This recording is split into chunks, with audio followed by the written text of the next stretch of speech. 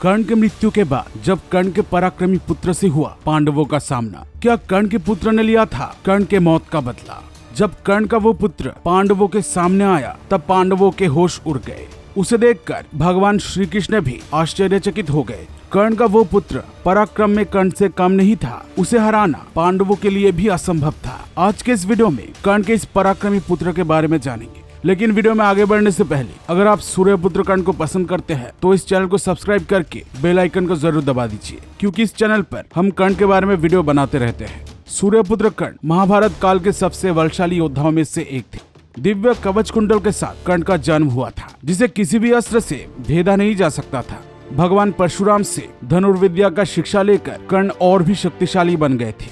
पांडव पक्ष में ऐसा कोई योद्धा नहीं था जो कर्ण का सामना कर सकते थे, इसलिए कर्ण को मारने के लिए अर्जुन को छल का सहारा लेना पड़ा था। कुरुक्षेत्र में जब कर्ण के हाथ में शस्त्र नहीं था तब अर्जुन ने छल से कर्ण का वध कर दिया था। ये कहानी तो सब जानते हैं, लेकिन ये बात बहुत कम लोग जानते हैं कि कुरुक्षेत्र युद्ध के बाद कर्ण के पुत्र ने लिया था कर्ण के मौत का बदला। कर्ण की विशाली नाम की एक पत्नी थी जो बहुत ही चतुर, चरित्रवान और पतिव्रता थी। कर्ण की तरह विशाली का जन्म भी एक सूत कुल में हुआ था। विशाली दुर्योधन के सारथी सत्यसेन के बहन थी। कर्ण ने अपने पिता अधिरथ के कहने पर विशाली से विवाह किया था। कर्ण के मृत्यु के बाद कर्ण के साथ ही विशाली सती हो गई थी।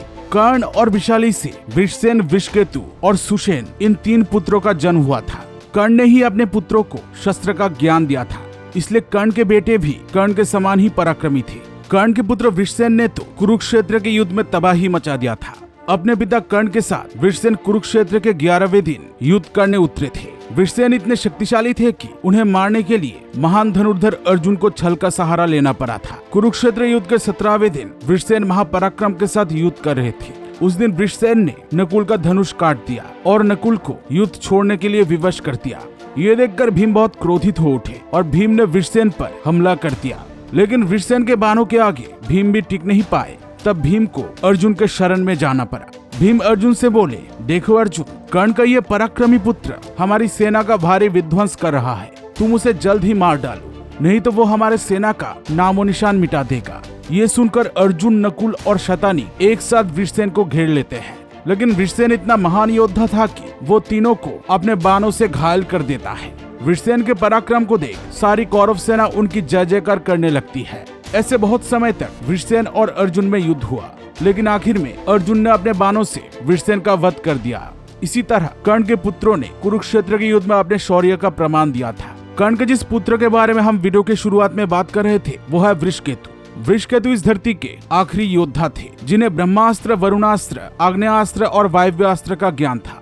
वृषकेतु के परिवार के सभी मर चुके थे। वो बहुत दुखी थे। इसके बावजूद उन्होंने कभी भी अपने मन में बदले की भावना नहीं पाली। उन्होंने कभी भी पांडवों के बारे में बुरा नहीं सोचा। अर्जुन ने उनके पिता कर्ण का वध कर दिया था। इसके बावजूद वृषकेतु के मन में अर्जुन के प्रति बदले की भावना नहीं थी। वृषकेतु को धर्म और अधर्म का ज्ञान था। वो जानते थे कि इस स्थिति में उनके पिता कर्ण ने कुरुक्षेत्र के युद्ध में कौरवों का साथ दिया था। कुरुक्षेत्र में पांडव विजयी हुए और युधिष्ठिर हस्तिनापुर के सम्राट बने। कर्ण के मृत्यु के बाद पांडवों को पता चला था कि कर्ण उनके ज्येष्ठ भ्राता थे और कर्ण के पुत्र वृषकेतु कुरुक्षेत्र के युद्ध के बाद भी जीवित थे। तब पांडवों ने वृषकेतु को अपने महल में बुलाया था। वृषकेतु अपने पिता की तरह बहुत बहादुर थे, इसलिए पांडवों के बुलाने पर वो बिना किसी भय के उनसे मिलने चले गए। वृषकेतु ने सोचा कि अर्जुन और सारे पांडव उन्हें पसंद नहीं करेंगे क्योंकि कर्ण उनके पिता थे। उन्होंने सोचा था कि इस वजह से पांडव उनके साथ बुरा बर्ताव करेंगे, लेकिन यहाँ वृषकेतु गलत थे। महल में जाने के बाद वृषकेतु ने देखा कि कुंती समेत सभी पांडव पश्चाताप की अग्नि में झुलस रहे थे। अर्जुन और सभी पांडव खुद को कर्ण का दोषी मान रहे थे। उन्होंने युद्ध में अपने बड़े भाई कर्ण और उनके पुत्रों का वध किया था। इस बात की उन्हें बहुत दुख था, लेकिन वो इस बात से संतुष्ट थे कि उनके भतीजे वृषकेतु जीवित थे। वृषकेतु को पांडवों से बहुत प्यार मिला। कर्ण पांडवों के बड़े भाई थे। अगर कर्ण के जीवित रहते कुंती सबको कर्ण का सच बताती तो कर्ण ही हस्तिनापुर के सम्राट बनते। इसलिए कर्ण को सच्ची श्रद्धांजलि देते हुए पांडवों ने वृषकेतु को इंद्रप्रस्थ का राजा बना दिया। वृषकेतु धर्मराज युधिष्ठिर की छत्र छाया में बहुत सालों तक शासन किया और वो एक आदर्श राजा के रूप में स्थापित हुए। घटोत्कच के पुत्र के साथ वृषकेतु की गहरी दोस्ती थी। दोनों ने एक साथ बहुत युद्ध जीते थे। दोनों ने अपने पराक्रम से भद्रावती की सेना को हराया था और वहां से श्यामकर्ण अश्व को युधिष्ठिर के अश्वमेध यज्ञ के लिए लाए थे। अर्जुन के साथ देते हुए वृषकेतु बहुत सारे युद्ध जीते थे। युधिष्ठिर के अश्वमेध यज्ञ के दौरान अर्जुन और वृषकेतु दोनों ही दिग्विजय के लिए निकले थे और दोनों ने मिलकर सारे राजाओं को परास्त किया था।